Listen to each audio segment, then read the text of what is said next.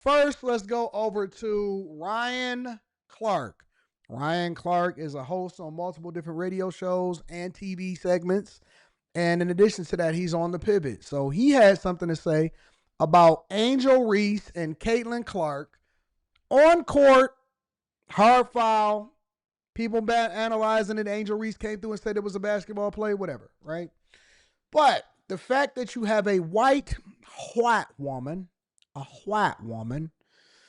really stepping up and taking over and carrying the WNBA on its back, so much so to where she's actually benefiting black players and getting them a bag and getting them rich. Now you got all of these people coming out the woodwork, and it's mainly just black people having a conversation about it. You don't really see white people. I've seen some white people. I'll do some review videos later on today of white people being apologists. I can't believe it. I don't like it. This is Ryan Clark's take on RG3, which is a former football player who's married to a white wife. This was his take on the whole situation. Freddie T, man, another exciting year. The WNBA started. I think it was Caddy, right? Armed down by. I don't want to get to Ryan. It was Clark's like from it. So long. I think I hate the fact that they're always pinned against one another. RG3 called what Angel Reese did hate. He said you could see the hate on her face for Caitlin Clark. I'm not really sure when we moved in to being able to read the expressions of a person and know their intent, know their character, know their perspective. But he does understand hate because I think he also understands the hate of self. When you look at the play, which is all we can speak to as professionals, all we can speak to as analysts, Angel Reese pushed one of her teammates. Caitlin Clark had a hard foul, which is part of basketball. I feel like it was assessed correctly. And Angel Reese's reaction is the sort of reaction you get in a situation when you feel like you took an intentionally hard foul. That's competitiveness. That's rivalry. That's not hate. And so now, though, when RG3 jumps on to the hate train or to the angry train, and now follows along with what we saw from Keith Olbermann, what we saw from Dave Portnoy, as they poured on to Angel Reese to make her the villain in Caitlin Clark's heroic or hero story. Right. The one thing we know about RG3 is he's not having conversations at his home about what black women have to endure in this. And that's the minute that he crossed the line. Let's continue. Country, about what young black women and athletes like Angel Reese have had to deal with being on the opposite side of Caitlin Clark's rise and ascension into stardom. Now, when you look at it, I think A'ja Wilson is the face of the league. A'ja Wilson is the best player in the league. Caitlin Clark is the most important player in the WNBA. And a ton of her fandom has come along with some racial bias or some racial pieces to why people love her so much. And so now, if you're RG3, when is the last time within your household you've had a conversation about what she's dealing with? Why is it important for RG3? And this is the crux of the argument, because there's nothing wrong with hating the opposite team that you're playing against. That's just a part of sports. It happens in football. It happens in soccer. It happens in basketball. It happens in baseball. I mean, they literally fight in hockey. They knock each other's teeth out in hockey. Hit somebody with a dinger at home plate, the pitcher hitting the batter at home plate over in baseball, and see don't the whole dugout come out. Fisticuffs. Ain't nobody tripping about that. Nobody trips when everybody drops. If y'all ever been to a hockey game, it's one of the most exhilarating sports that you can get an up-close seat to, and it don't even cost a lot of money, and people are engaged. They drop them gloves, and the people be like, yeah, and they start knuckling up, and nobody bats an eye. They play it on ESPN, and it's not even a big deal. Play it on ESPN, and it's not even a big deal. It's okay to hate the rival team. It's okay. It's good for sports. It shows competition. One of the things that I've seen people argue about when it comes to sports, especially the NBA in particular, is they hate the fact that everybody had become buddy-buddy. They liked when Jordan said, you know what, when that basketball go up in the air, you my enemy.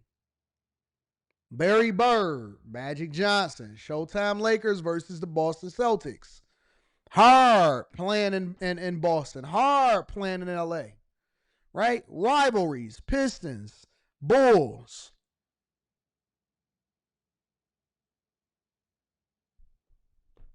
It's the truth. It's called competitive sports. It's beneficial for the ratings, and it makes people more engaged to root for their teams. This is not anything out of the ordinary. But the minute that you start to inject a little bit of box in there, can we be frank? Permission to be frank from the audience today, please. The minute that you inject a little bit of pussy in there, push, push, push. The minute that you inject a little bit of box, a little bit of scissor kicking, we know that it's a lot of those women that like to sleep with each other inside of the locker rooms. It happens all the way from high school through college up to the WNBA. The minute that you inject a little bit of femininity in there, all of a sudden it's a problem. All of a sudden it's a problem. When did it become a problem? When did it become a problem?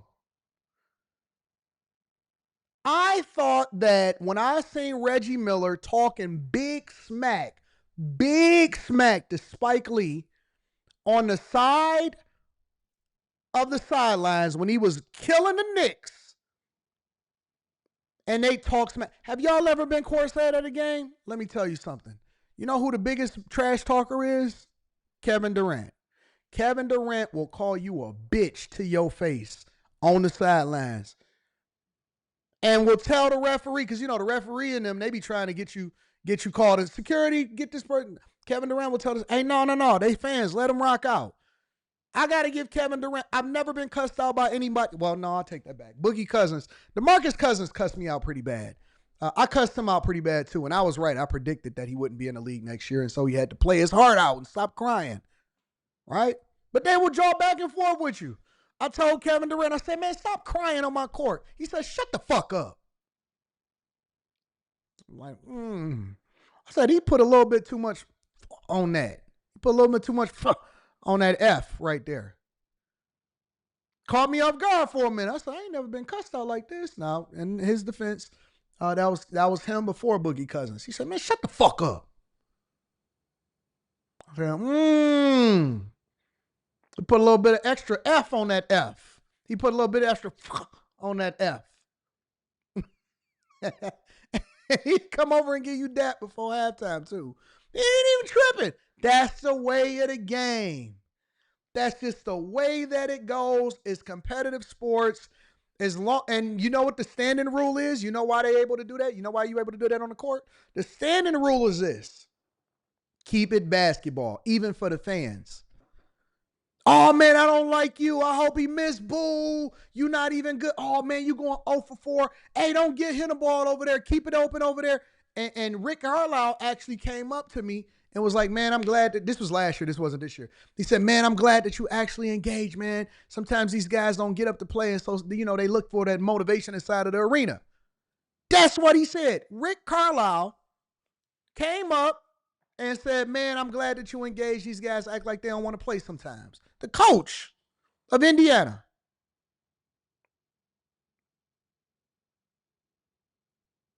That's what it is. It's, you boo, showing off, show to the fans, man. That's why I beat your team. Get back in that locker room. Y'all go home.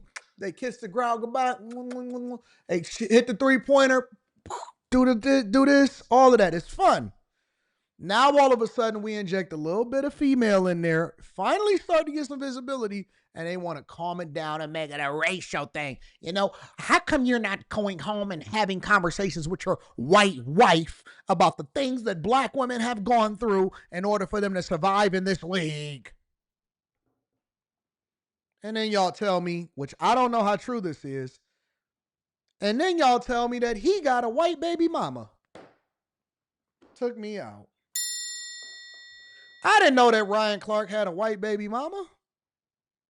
You haven't been able to do that because in both of your marriages, you've been married to white women. You haven't had opportunities to have those conversations to educate you on what they're feeling, what black women deal with, what they're seeing when they think of a young Angel Reese. And the whole time that he's mimicking Angel Reese and bobbing his head and moving his neck while he's doing this whole piece, his wife is in the back amening and clapping. And so to me, it's just another situation that now this young lady has to deal with. When I worked with RG3, he would make all of these sort of corny jokes about milk and how much he loved it and how important it was. And he always points out on social media the color of his wife's skin, as if the color of her skin is what makes her special, as if the color of her skin is what makes her a good wife. I've met the lady, I've had a conversation with her. Right. I think she's more than that. But it also leads to what black women deal with. So I said he got a white wife and a black wife and a white baby mama. Okay. A lot from black men. I think that people should be able to date whoever they want to date. I just think that they should. Chose to date or marry outside of their race. They always feel like they have to go the extra mile to prop up. I don't see no ring on his finger. Y'all sure that Ryan Clark is Ryan Clark married? The woman that they're married or the woman that they're with over black women by denigrating black women. I feel like we should have an opportunity to move past that and understand that he is married. Angel Reese can be great in her own right, as Caitlin Clark is as well. Caitlin Clark is a likable and lovable superstar. She pays homage to the stars of the past. She pays homage to the black women that have come before her. And now she is carrying the mantle forward. So there's no need to pin those two against each other and paint them based on stereotypical tropes. And I think this is what I'd like RG3 to know, that no matter how much he continues to echo the microaggressions of racists, he'll be no less black than me. All right, so that was Ryan Clark's perspective. I'm going to tell you and show you what RG3's response was to it. This is what he had to say. Yo, what's up, everybody? It's your boy RG3, and I just wanted to get on here and talk to you guys because there's been a lot of buzz, a lot of conversations about my sports take that Angel Reese hates Caitlin Clark, which was purely based in basketball. But I think all of you know there's a line in life that you just simply don't cross. Wives and children are always off limits, and Ryan Clark has sprinted past that line. Ryan Clark didn't like my sports take that Angel Reese hates Caitlin Clark. And that's fine. It's okay. It's part of the game. Sports media, I'm going to have an opinion. This person might not agree with it. That person might not agree with it. But what you don't do is turn around and personally attack me and my family. Facts. Just because you don't agree with a sports opinion that is purely based off the sport.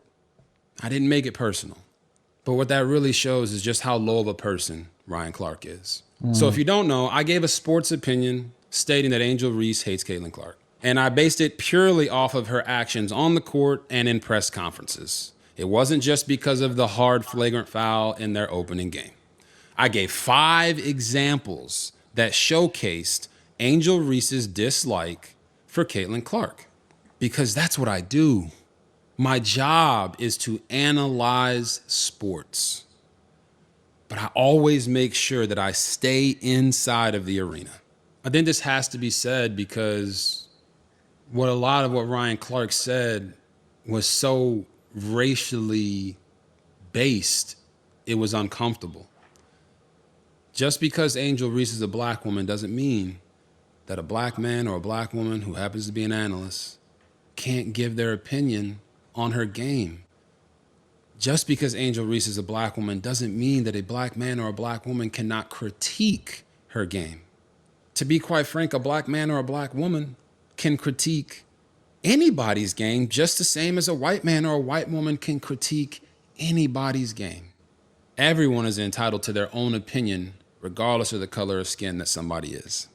And if you don't like that opinion, that's fine. But it shouldn't resort to personal attacks. I just believe we got to be better in this space, man. Debate the game. That's fine. Debate the game. But don't play with people's families. I don't see. Now, if you go over to, shout out to all of my black people, because if you go over to RG3's comments, you can see the racists in the comments.